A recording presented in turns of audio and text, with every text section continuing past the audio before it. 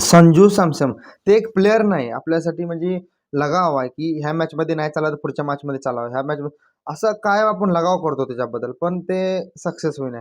10 ते 12 मॅचमध्ये फ्लॉप गेलं. मग आता मला ते टेन्शन आले मंडळी, पुढच्या मॅचमध्ये त्याला मौका भेटेल का नाही भेटेल. वर्ल्ड कपमध्ये सिलेक्ट आहे, पण त्याला मौका भेटेल का. ईशान किशन स्टार्टिंग ओपनिंग करत ते तुम्ही मला कमेंटमध्ये सांगा. आणि मेन टीम इंडियाचं बोलला तर आता सध्याला आपले ऋतुराज गायकवाड, जितेश शर्मा, वैभव सूर्यवंशी असे चांगले चांगले खिलाडी बाहेर आहेत. मग त्यांना मौका दिला पाहिजे, चान्स दिला पाहिजे का नाही, का संजू सॅमसनलाच खेळलं, ते पण मला नक्की कमेंटमध्ये सांगा. आणि जर संजू सॅमसनला जर टीममध्ये नाही घेतलं तर आता सध्याला भारतीय विकेटकीपर म्हणून कुणाला घेईल. कारण ईशान किशनचाही विकेटकीपर येते परफेक्ट नाही.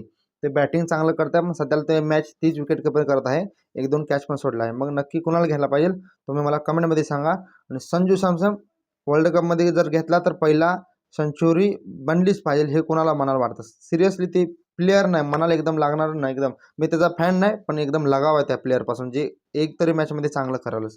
कोणाला कोणाला असं वाटतं पुढच्या मॅचमध्ये खेळलं पाहिजे ते सांगा मला.